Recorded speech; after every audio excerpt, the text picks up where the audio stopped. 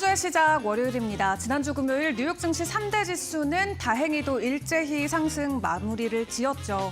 트럼프 대통령의 관세 이슈로 인해서 매일 시장의 등락률이 변화를 맞이하고 있는데 일단 금요일장 같은 경우는 나스닥이 2%대 그리고 S&P 500이 1.8%를 기록하면서 주간 단위로는 오랜만에 상승을 하는 모습을 보였습니다.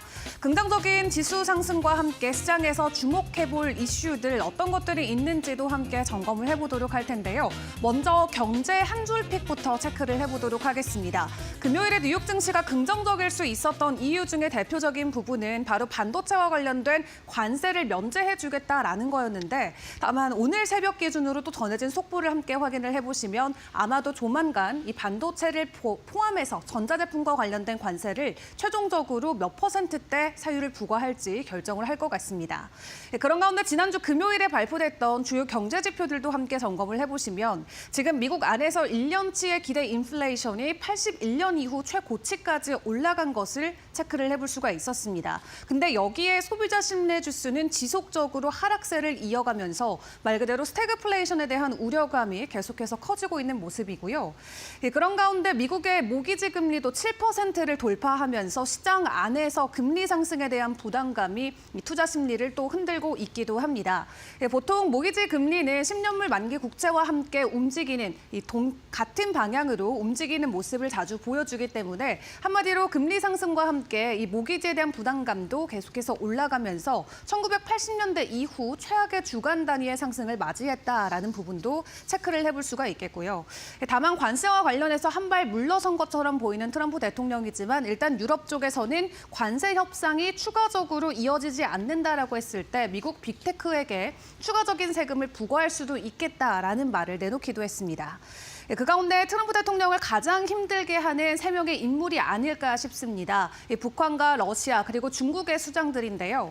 아마 다음 달 9일 러시아에서 회동할 가능성도 현재 외신에서는 보도가 되고 있습니다. 러시아의 전승일이 5월 9일에 예정이 돼 있는데 이날 이 세 국가의 정상들이 모두 모일 수 있는 가능성이 현재는 보도가 되고 있고요. 최종적으로 확인된 부분은 아닙니다. 만약 한 자리에 모이게 된다면 이 가운데 안에서 추가적으로 전해질 수 있는 이슈들은 어떤 것들이 있을지도 미리 파악을 해보는 게 좋을 것 같습니다.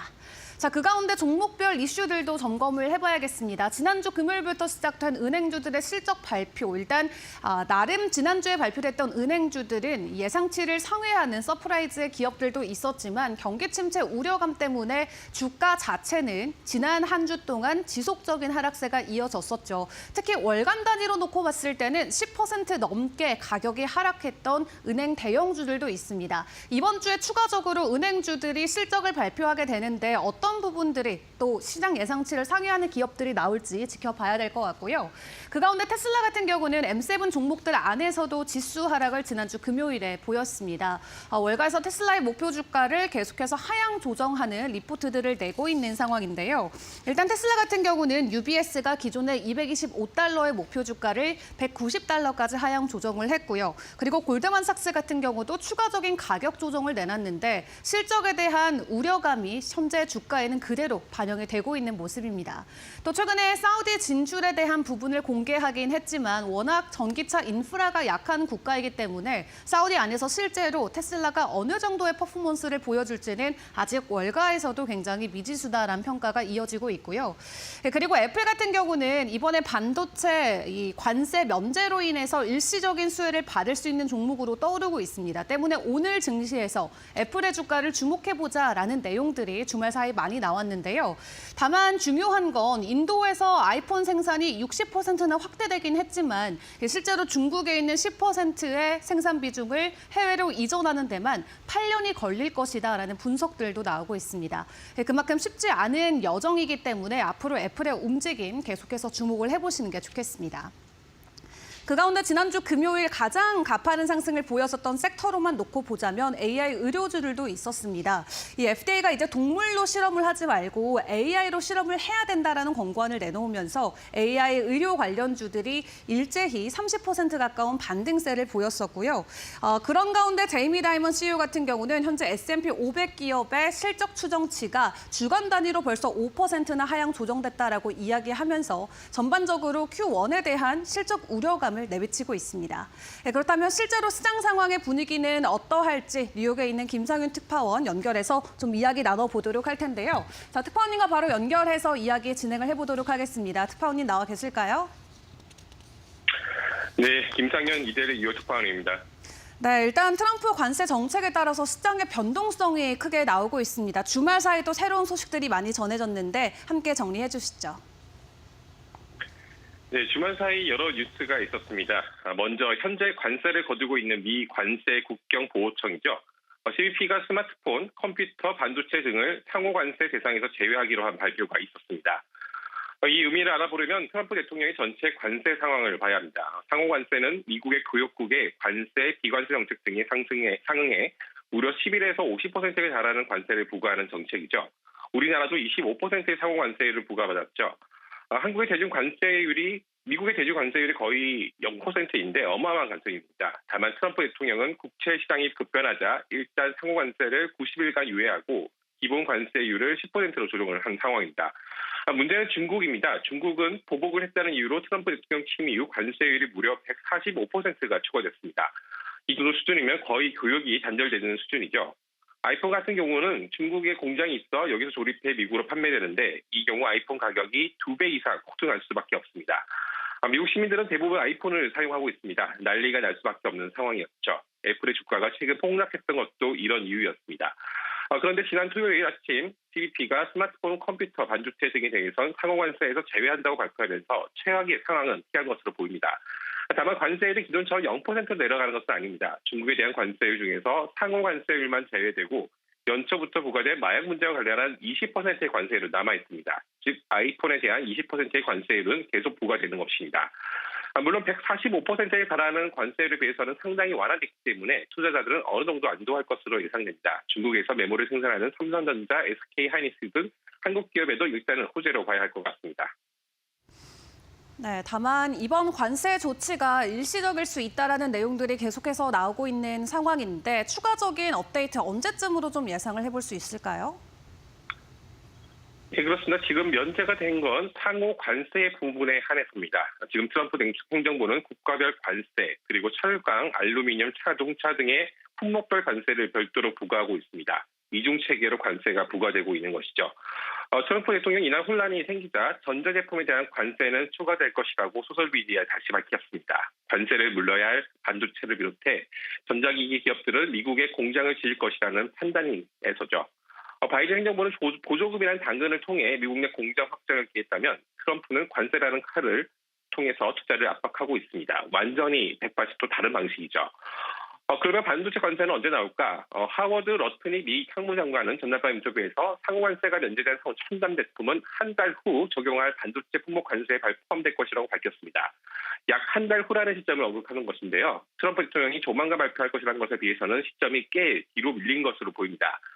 시점이 연기됐다는 것은 트럼프 행정부가 관세 부과에 좀 더 신중해졌다는 의미로 볼 수 있습니다. 일단 관세를 막 때렸는데 생각보다 부작용이 많이 드러난 것이죠. 미국 기업들의 경쟁력을 강화시켜야 하는데 오히려 관세 부과로 미국 기업들이 더 어려운 상황에 처해진 것입니다. 반도체나 전자제품은 대부분 해외에서 생산되는데 관세를 부과하면 미국 기업에 불리할 수밖에 없는 것이죠. 지금 미국은 수조 달러를 투자해 데이터 센터 구축이 나서고 있는데 비용이 기하급수적으로 들어갈 수밖에 없는 것도 트럼프 대통령이 조금 더 의식하지 않았나 생각이 듭니다. 결국 반도체 관세 부과는 살아있는 카드이지만 시점이 뒤로 밀리고 있다는 점, 부작용이 굉장히 커지고 있다는 점 등을 고려해 애초 처음 계획했던 것보다는 가능성이 낮았다 이렇게 볼 수 있을 것 같습니다. 네, 그렇다면 지금 미국의 경제 상황 앞으로도 계속해서 변동성이 나올 수밖에 없는 상황일 것 같습니다. 이 달러에 대한 가치는 계속해서 내려가고 금리에 대한 불안감은 커질 수밖에 없을 것 같은데요. 이러한 경제 분위기 계속해서 이어질까요? 네, 미국 국채는 대표적인 안전자산으로 꼽히죠. 주식시장이 흔들리면 투자자들이 주식에서 자금을 뺀 후 미국 국채에 투자를 하는 것이 일반적인 현상입니다. 하지만 국채 금리가 지금 떨어지고 있죠. 매우 이례적인 현상입니다. 10년물 국채 금리는 한 주간 약 50bp가 뛰었고 30년 만기 미 국채 금리도 48bp 이상 튀어 올랐습니다. 달러도 마찬가지죠. 관세를 부과하는 상대국 통화는 약화되고 달러는 고평가되는 게 일반적입니다. 하지만 정반대 흐름이 이어지고 있는 것이죠. 달러 인덱스는 100선 아래로 떨어졌고 반면 엔화와 유로화는 빠르게 절상됐습니다. 유럽의 경우 환율이 올라야 수출에 유리하고 관세 상승 여파를 상쇄할 수 있는데 그야말로 골 때린 상황이 벌어지고 있는 것입니다. 시장에서는 이번 현상을 미국이 더는 안전자산이 아니라는 것을 보여줬다고 평가하고 있습니다. 트럼프 대통령의 불확실한 관세 정책에 따라 더는 미국에 투자를 할 수 없다는 시그널이라는 것이죠. 일각에서는 시장이 트럼프 관세 정책을 철회하기 위해 이 같은 압박에 나섰다는 평가입니다. 여전 정책은 불확실한 만큼 당분간 달러 국제금리 흐름도 불안전한 흐름을 이어갈 것으로 보입니다. 주식시장도 역시 변동성이 큰 만큼 투자자들은 매우 신중한 투자에 나서야 할 것으로 보입니다. 네, 감사합니다. 지금까지 김상윤 이데일리 뉴욕 특파원과 함께했습니다. 수고하셨습니다. 네, 감사합니다. 네, 이렇게 전반적인 시장 분위기부터 체크를 해봤습니다. 그렇다면 개별 종목들의 이슈들도 점검을 해봐야겠죠. N7 기업들의 변동성 그리고 그 외 특징주들은 어떤 것들이 있는지 김수영 캐스터와 함께하겠습니다. 네, 오늘 저번 주 뉴욕 증시에서 M7 종목들을 비롯해 주목받았던 특징적인 종목들 함께 살펴보겠습니다. 히트맵 보겠습니다. 4월 11일 뉴욕 증시는 기술주 중심으로 강한 반등세를 보이며 상승 마감했습니다. 트럼프 대통령이 중국산 전자제품과 관련해 관세를 면제하겠다고 밝히자 기술주와 반도체 중심으로 긍정적인 흐름 보였는데요. M7 종목들 가운데 기술주부터 살펴보겠습니다. 네, 우선 애플입니다. 애플은 4.06% 오르면서 장을 마감했습니다. 스마트폰이 관세를 부가 면제 품목에 포함하면서 아이폰 가격 급등 우려가 완화된 점이 투자 심리를 회복했습니다. 알파벳도 2.75% 오르며 강세 보였습니다. 알파벳의 주가는 AI 및 클라우드 서비스 수요 증가와 구글 검색 광고의 강한 실적 덕분에 상승했습니다. 마이크로소프트도 역시나 AI 솔루션 및 클라우드 사업의 확장에 대한 긍정적인 전망 덕분에 상승했습니다. 다음은 M7 종목들 중 반도체 먼저 살펴보겠습니다. 엔비디아는 3.1% 오르며 장을 마감했는데요. 엔비디아는 AI 및 데이터 센터 수요 증가로 수혜를 입으며 주가가 상승했습니다. 다음은 AMD입니다. AMD도 5.19% 오르며 장을 마감했는데요. 인텔과의 가격 경쟁 우려 속에서 제품 경쟁력을 부각하면서 상승 마감했습니다. 마지막으로 브로드컴입니다. 브로드컴 5.5% 상승했습니다. 긍정적인 실적 발표와 5G 및 데이터 센터 수요 증가가 브로드컴의 주가 상승을 이끌었습니다. 네, 다음은 금융주 살펴보겠습니다. 지난주 금요일 금융주들이 실적 발표를 발표하면서 진행하면서 주가의 변동성이 있었습니다. JP모건 체이스 3.98% 상승했는데요. 1분기 순이익과 주당 순이익 모두 시장 예상을 상회했습니다. 또 다음으로 모건 스탠리 보겠습니다. 1.39% 올랐습니다. 투자은행 부문 수익 51% 증가로 실적 호조 보였습니다. 다음으로는 웰스파고입니다. 0.9% 하락했는데요.